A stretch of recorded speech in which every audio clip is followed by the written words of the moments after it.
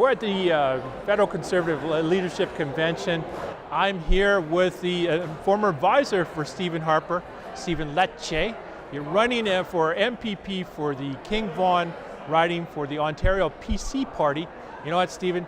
You've been to Ottawa, you've seen what's going on there. I want you to basically right now, we're looking at, once 2019 next election, we could be looking at an increase of, $120 billion more to the already $650 billion debt. So, we're looking at almost $750 billion.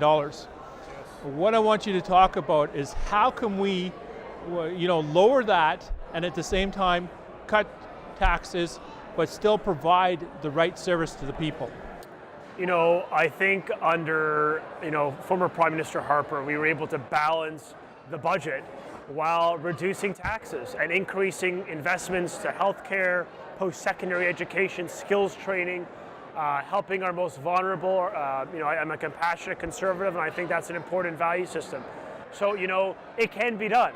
And I think the Liberals have demonstrated that higher taxes, out-of-control spending, waste, deficits, and as you mentioned, a debt that is imploding is a path that they're taking us on. Now, to be frank and to be fair, we have to win the next election. We just don't have a choice as a conservative movement. We must move forward with an optimistic, conservative vision that broadens the tent, unifies our party, and gets more people into our fold, both young and old, women and men, people of all heritage, all ethnicity, all orientation. Anyone and everyone should feel comfortable within our political movement.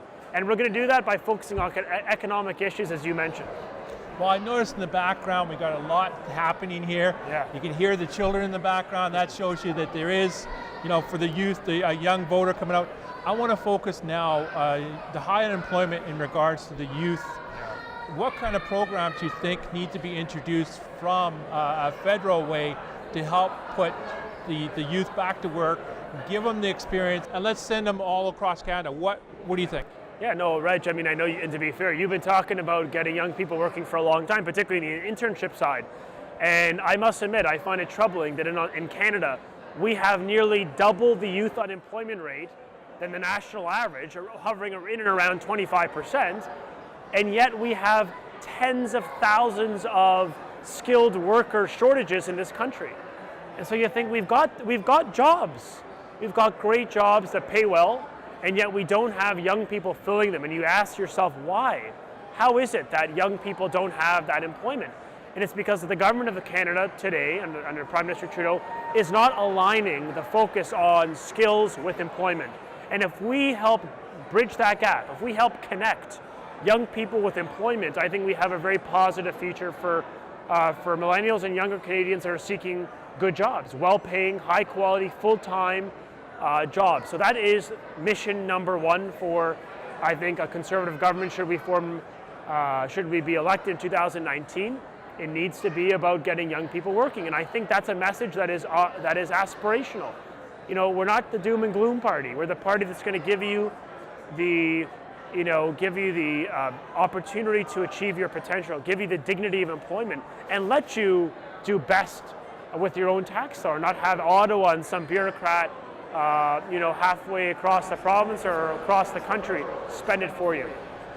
Now I'm going to refocus again back to the province. I know that we're at a federal event right now, but we have to realize that the province of Ontario, now officially they say the debt's at $310 billion.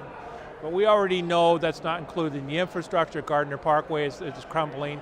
You wonder if it's safe to drive on that because the chunks of cement there are falling off and some of the pillars have cracks going right through them. So what I want you to focus on now, let's say that the Ontario PC party wins in 2018 here in Ontario. You're faced with that $310 billion, plus you're faced with the possibility of anywhere from 150 to 200 billion more, so you could be faced at over $500 billion deficit. How is that going to affect the bottom line when it comes to creating programs, when it comes to lowering the taxes and balancing the budget?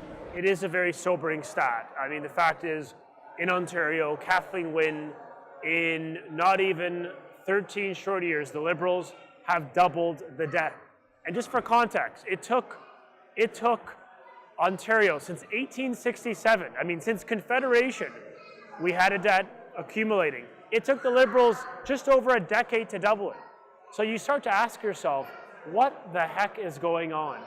And I was raised, with a value system that you live within your means, that you don't spend what you don't have. I mean, this is not a position that is unique to me. I mean, no doubt, Reg, you and your family, you do the same. I mean, every family has to live within their means. And why is it the government gets to spend like drunken sailors, which, I'm trying to do a military reference here, Reg, but, they're just spending frivolously without any actual measurement for where the dollars are going and how it could actually improve people's lives. And so I think debt is a real issue. It's not an abstract problem.